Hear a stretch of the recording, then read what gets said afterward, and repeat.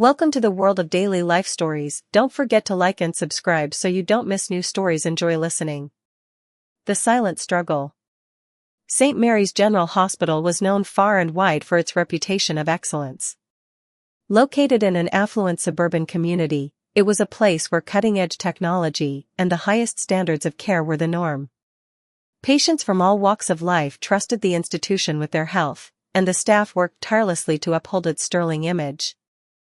Yet, behind the pristine walls of this renowned hospital, Angela Parker, a newly hired black nurse, was about to discover that the reputation of excellence was built not only on medical skill but on an unsettling culture of unspoken biases. The day Angela walked through the hospital doors for the first time, she was filled with a mixture of excitement and nerves. After years of hard work, overcoming the challenges of nursing school, and dealing with the subtle prejudices that had followed her throughout her life, Angela had finally made it. She had landed a job at one of the most prestigious hospitals in the state. But as soon as she stepped into the sterile, fluorescent-lit halls, a cold, suffocating atmosphere immediately settled over her. The whispers started almost immediately. Angela had always been aware of the challenges she would face as a black nurse in a predominantly white institution.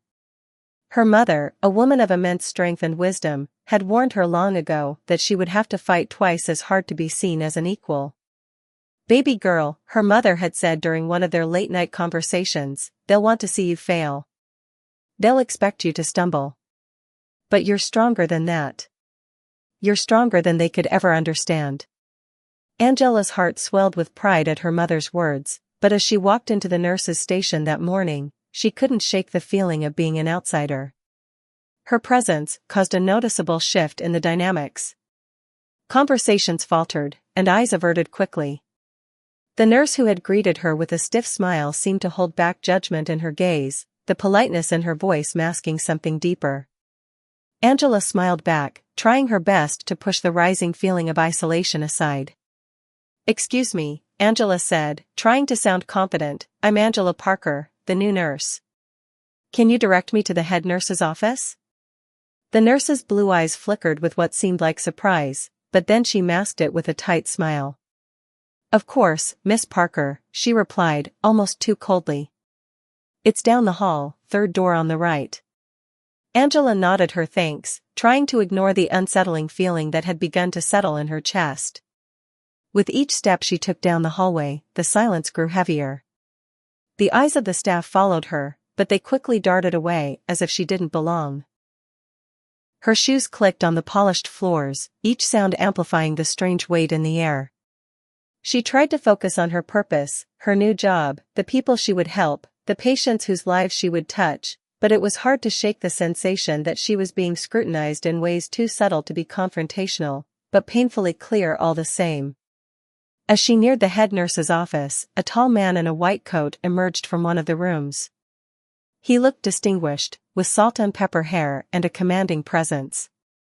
Angela took a deep breath, hoping to make a good impression. "Good morning, doctor," she greeted, offering a warm smile. "I'm Angela Parker, the new nurse starting today. It's a pleasure to meet you." The man's expression was unreadable as he glanced her up and down. "I'm Dr. William Greaves," he replied curtly. "I trust you've been properly oriented to our protocols?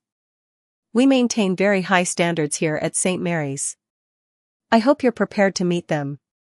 His words struck Angela like a slap in the face. There was no warmth, no attempt to make her feel welcome. Just a cold, professional dismissal that stung more than she had anticipated.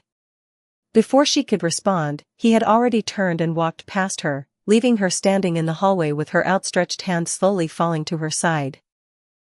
Shaking off the disappointment, Angela straightened up, pushing the sting of his words aside.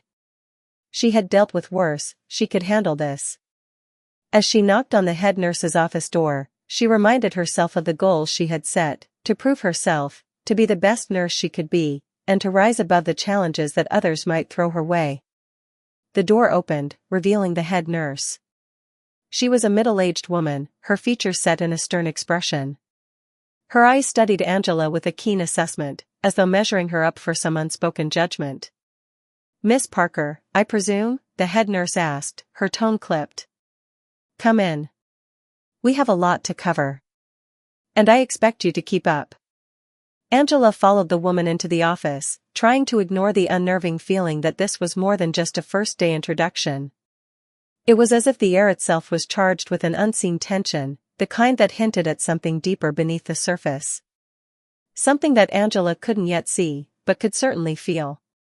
As the day wore on, Angela was thrust into a whirlwind of orientations, introductions, and an overwhelming amount of paperwork. But even as she made her way through the hospital, she couldn't shake the feeling that she was being excluded in subtle ways. Nurses would stop talking as she approached, and whispered conversations would resume once she had passed. She found herself constantly struggling to find a foothold in a place that was supposed to be her new home.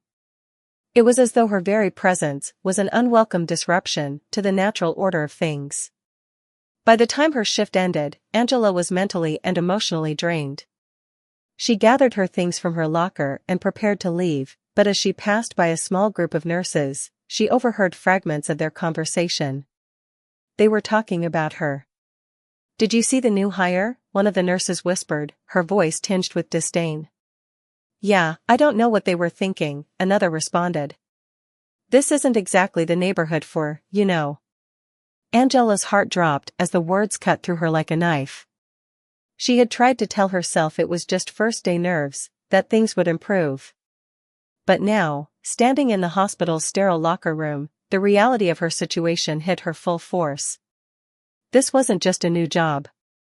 This was going to be a battle, a daily struggle against the prejudices and biases that had taken root in the very walls she had hoped would be a place of healing.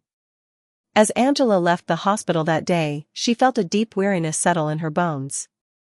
The weight of the day's events pressed down on her shoulders, and for the first time, she wondered if her mother had been right all along. It was going to be harder than she had ever imagined. Sitting at the bus stop, Angela dialed her mother's number, hoping for some semblance of comfort. When her mother's voice came through, warm and familiar, Angela couldn't hold back the tears that had been threatening to fall all day. "How was your first day, baby girl?" her mother asked gently, sensing the exhaustion in her voice. Angela wiped away a tear and took a shaky breath. "It was challenging, Mama. Harder than I thought it would be." Her mother was silent for a moment, then spoke with the calm strength that always seemed to carry Angela through the toughest of times. "You've worked too hard to let anyone make you feel less than. You hear me? You're not just there for yourself. You're there for every little black girl who dreams of being in those halls one day.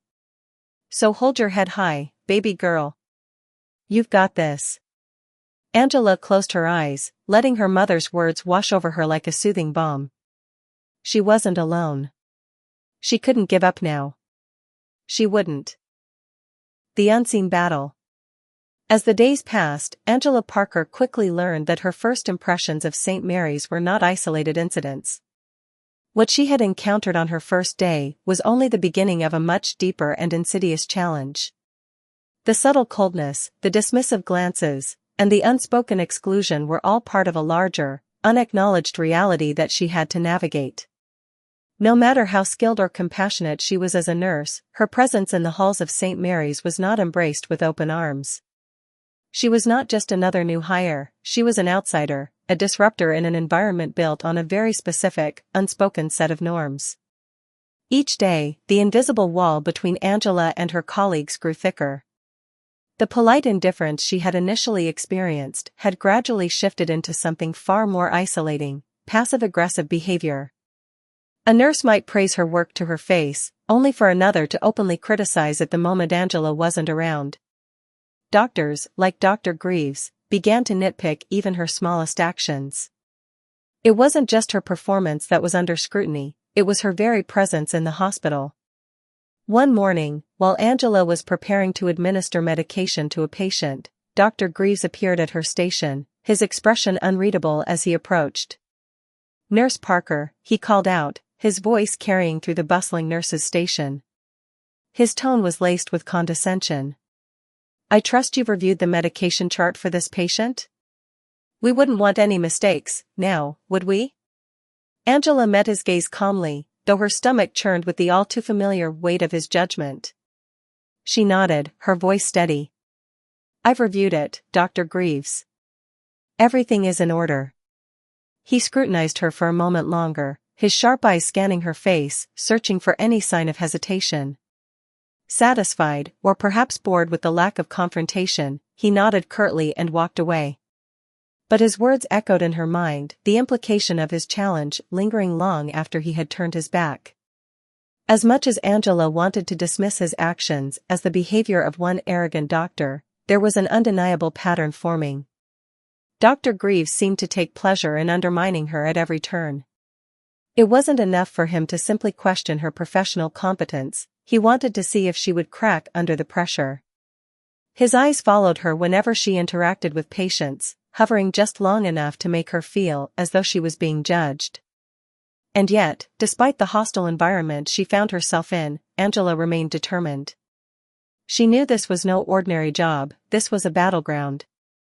She had been prepared for this moment, even if the emotional toll it was taking on her was far greater than she had anticipated. Every day felt like a test of her strength, a test that she could not afford to fail. But as Angela fought to hold her ground, she found solace in one unlikely source, Thomas Edwards. Mr. Edwards was a patient at St. Mary's, a quiet, unassuming man in his early 60s who had been admitted for a routine heart procedure. He had spent the last several days in his room, undergoing treatment and recovering in silence. Angela had met him on her rounds, offering him the same care and attention she gave all her patients. He seemed like a regular, reserved individual, nothing about him hinted at the impact he would eventually have on her life. Over the course of her shifts, Angela began to notice that Mr. Edwards was always calm, always observing, his eyes never missing a detail. He rarely engaged in conversation, but when he did, his voice was warm and encouraging.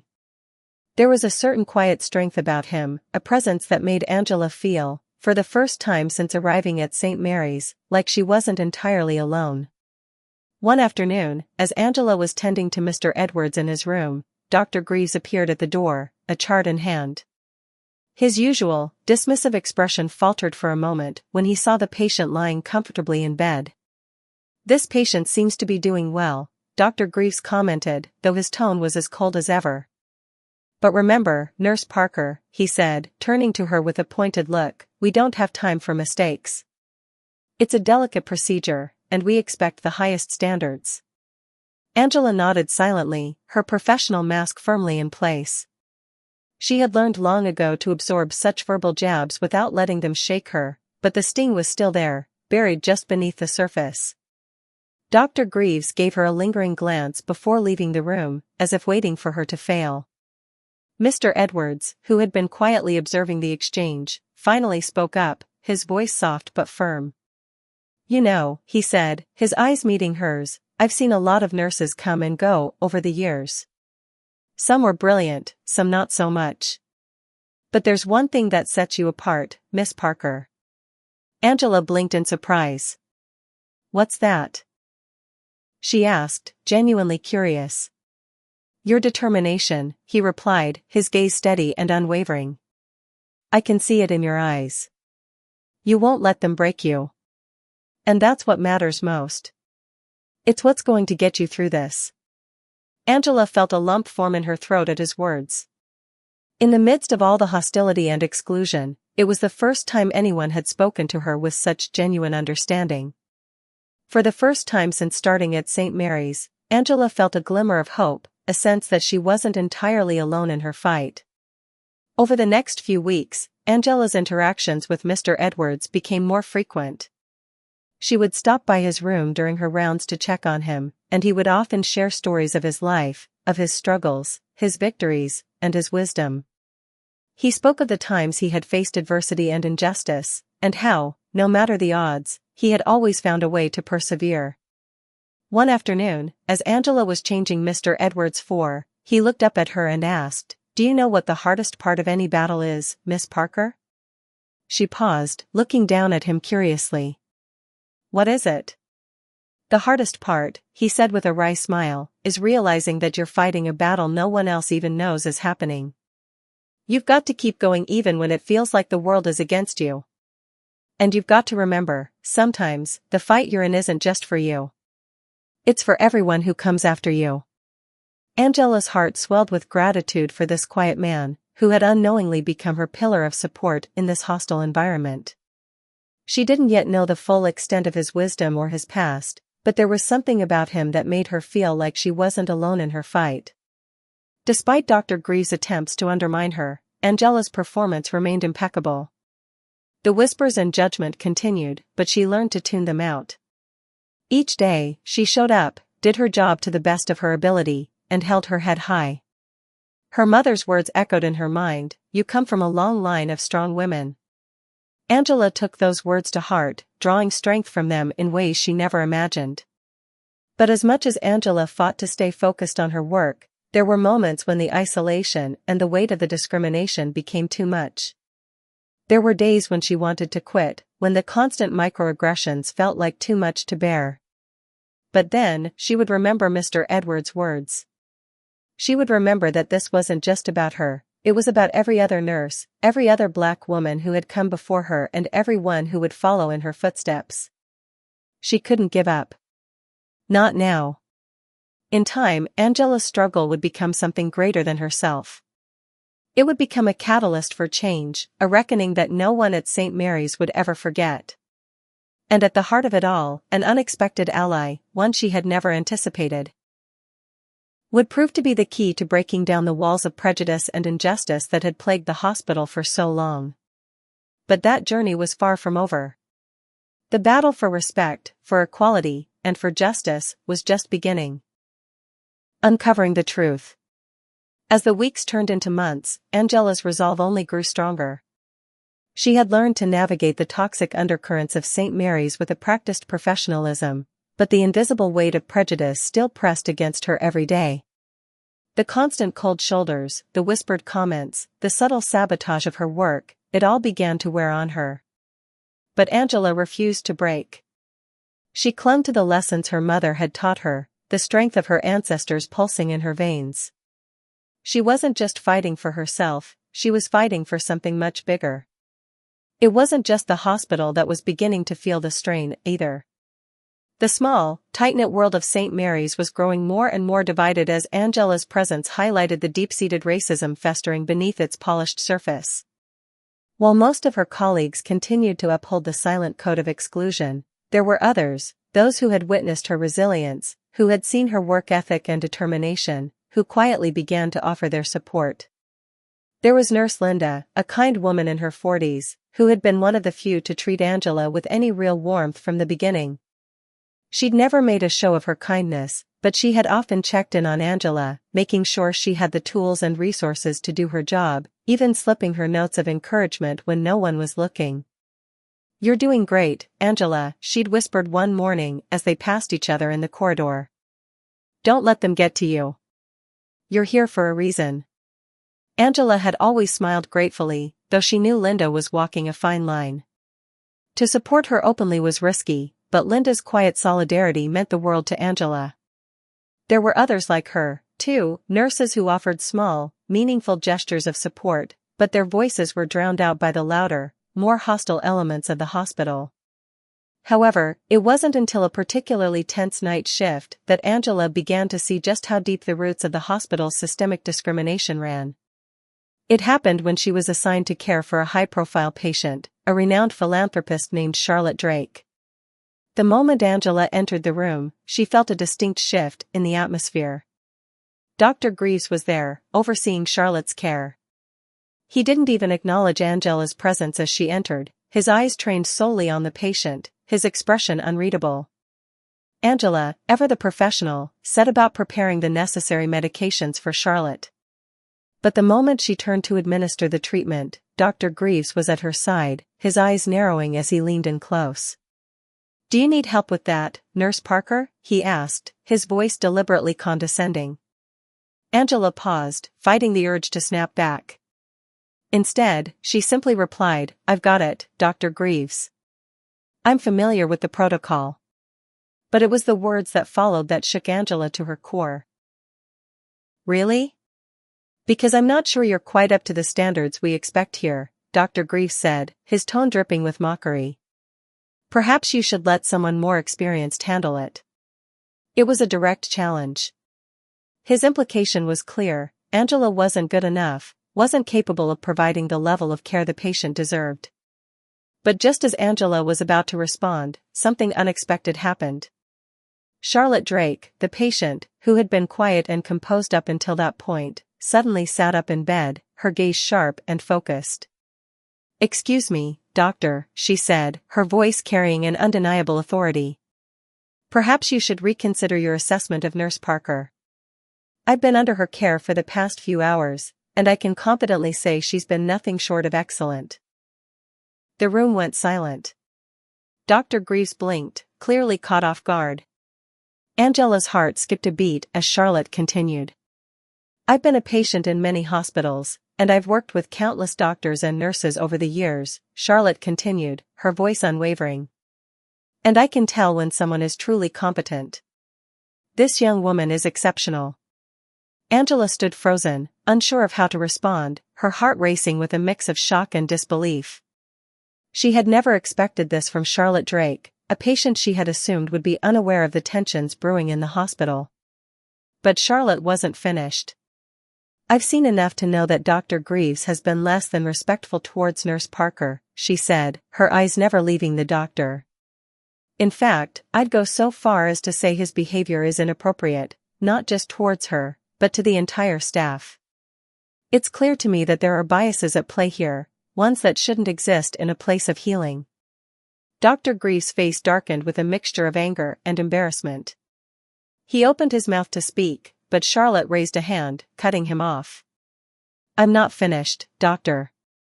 As a philanthropist, I've made it my life's work to support organizations that promote equity and fairness in healthcare. I'm happy to say that St. Mary's General Hospital has received generous funding from me over the years, but if this is the culture that persists here, that support will be reevaluated." The room seemed to grow colder, the tension palpable. Dr. Greaves' expression twisted with indignation, but he remained silent, unable to respond to Charlotte's words. Angela stood there, her mind reeling. This was the last thing she had expected: a patient, a wealthy and influential one at that, stepping in to call out the very behavior she had suffered in silence for so long.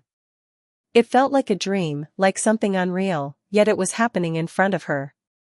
Charlotte's intervention didn't just alter the course of that night, it set off a chain reaction that Angela had not anticipated. In the days that followed, whispers of Charlotte's words began to circulate throughout the hospital. It became clear that her support of Angela was not only a powerful statement, but a pivotal moment in the shift of St. Mary's culture. The hospital administrators took notice, as did other influential donors. Dr. Greaves, once untouchable in his position of authority, found himself under scrutiny, his behavior questioned by both colleagues and superiors. Though the battle was far from over, Angela's courage had sparked something much larger than herself. The injustice she had faced had been exposed, and now there were others willing to speak up, to stand by her. She wasn't fighting alone anymore. And as the weeks turned into months, Angela's presence at St. Mary's became not just a challenge to the system, but a symbol of resistance against the ingrained racism that had plagued the institution for far too long. Behind the scenes, the hospital administration began investigating the claims that had surfaced about Dr. Greaves. Angela's performance had been impeccable, his behavior had not gone unnoticed. He was placed under review, his actions scrutinized, and though his influence was far-reaching, the foundation that had once seemed so solid began to crack. But perhaps the most powerful outcome of Charlotte Drake's intervention was the ripple effect it created. Other nurses, doctors, and staff members who had silently watched Angela's struggle began to find their own voices. No longer content with turning a blind eye, they began to speak out against the injustice that had permeated St. Mary's. Conversations about equity and inclusion began to emerge, not just in hushed tones, but in open discussions. The hospital leadership, now aware of the severity of the situation, began to implement changes that, while long overdue, would forever alter the culture of St. Mary's General Hospital. And through it all, Angela stood firm. She was no longer just a nurse trying to make her mark in an institution that seemed set against her. She had become a symbol of perseverance, a beacon of hope for anyone who had ever felt overlooked, marginalized, or undervalued.